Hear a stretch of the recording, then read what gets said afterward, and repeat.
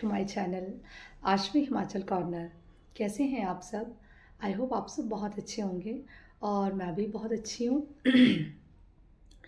आज मैं आपके सामने एक छोटी सी स्टोरी लेकर आई हूँ। आप लोगों में से बहुत ने शायद वो स्टोरी सुनी भी होगी, but I want to share it again. Hope आपको पसंद आएगी। That is the story is value yourself. एक बार की बात है, एक लड़का था। उसके पापा उसे क्या कहते हैं कि बेटा, हमारे पास ये गाड़ी है, तुम जाओ और इसे बेच के आओ और तुम्हारे पास एक दिन का समय है। तो वो बेटा उसका जल्दी में जाता है और बहुत सी दुकानों को सर्च करता है, जाता है कि कहाँ मैं इस गाड़ी को बेच आऊँ। तो वो फिर काफ़ी पुरानी गाड़ी होती है, बहुत पुरानी।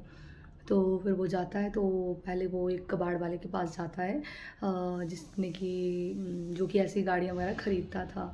तो वो जाता है, तो वो पूछता है कि मुझे ये गाड़ी बेचनी है, तो आप मुझे बताओ कि आप ये गाड़ी कितने में ख़रीदोगे।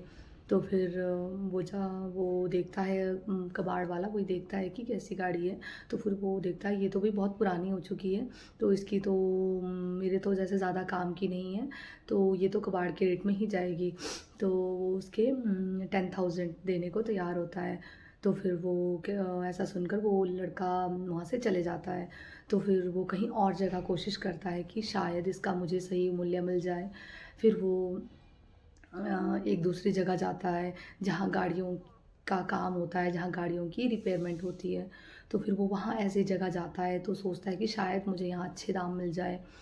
तो वो वहाँ जाता है, तो जब वो अपनी इस गाड़ी को बेचने की बात करता है, वहाँ पे ये सारी चीज़ रिपीट करता है कि मुझे ये बेचनी है, ये ऐसे पुरानी है। फिर वो मालिक उसका देखता है उस गाड़ी को अच्छे से, तो फिर वो बोलता है कि गाड़ी तो बहुत पुरानी है, आज के हिसाब से तो इसे मतलब कोई नहीं खरीदेगा वैसे।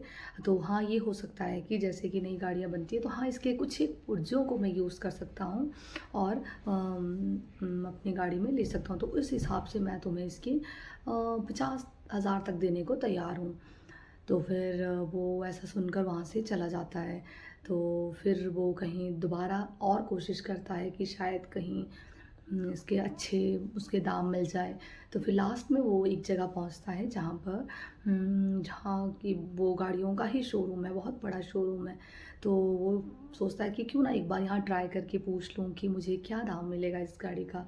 तो जब वो जाता है वहाँ पे और वही सारी चीज़ डिस्कस करता है कि मुझे ये गाड़ी बेचनी है। तो तो जब वो अपनी सारी चीज़ बताता है कि इसमें ये है, तो फिर जब वो वहाँ का जो ओनर होता है वो उस गाड़ी को देखता है, तो वो बहुत खुश हो जाता है। वो बोलता है वाओ! मुझे तो वो मिल गया जो मैं कब से ढूँढ रहा था। तो मतलब कि उसे वो गाड़ी बहुत ज़्यादा पसंद आई। तो वो बोलता है कि ये मॉडल तो मेरे लिए अनमोल है, प्राइसलेस है। मैं इसकी क्या कीमत दूँ तुम्हें? तुम बोलो कि मैं तुम्हें क्या कीमत दूँ? ऐसी गाड़ी तो आजकल देखने को भी नहीं मिलती हैं। ये बहुत पहले की गाड़ियाँ हैं, तो मैं तो इसी की तलाश में था। तो वो ऐसा देख के उसकी उस गाड़ी को देख के बहुत खुश हो जाता है और वो ऑफ़र करता है उसे कि तुम बताओ, तुम मुझे ये गाड़ी कितने में दोगे? तो और वो लड़का भी बहुत खुश हो जाता है, तो वो उससे अपनी वो गाड़ी लाखों में बेच देता है, जितना उसकी अपनी इच्छा के अकॉर्डिंग। तो इस कहानी से हमें क्या सीख मिलती है? ये छोटी सी कहानी से हमें ये सीख मिलती है कि लाइफ में आपको बहुत तरह के लोग मिलेंगे। वो आपका आकलन अपनी बेस पे करेंगे, उनकी अपनी समझ, उनका आसपास का एनवायरनमेंट, उनकी अपनी नीड, उसके बेस पर आपका आकलन करेंगे। तो आपने ये सोच के कभी निराश नहीं होना है कि कोई मेरा मूल्य क्या लगा रहा है। आपका सही मूल्य वही लगा सकता है जिसे उसकी सही पहचान हो। जैसे कि किसी ने कहा भी है, हीरे की असली पहचान एक जौहरी ही कर सकता है, बाकी के पास आप जाओगे तो उसके लिए तो वो पत्थर समान है।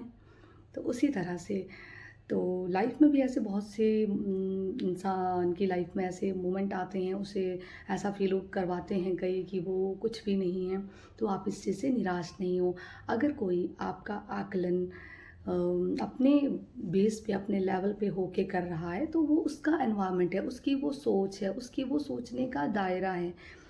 जो जिस दायरे में वो रहता है उस हिसाब से उसकी जो सोच है, वो उसी को ही एक्सप्रेस करके वो आकलन आपके बारे में दे रहा है।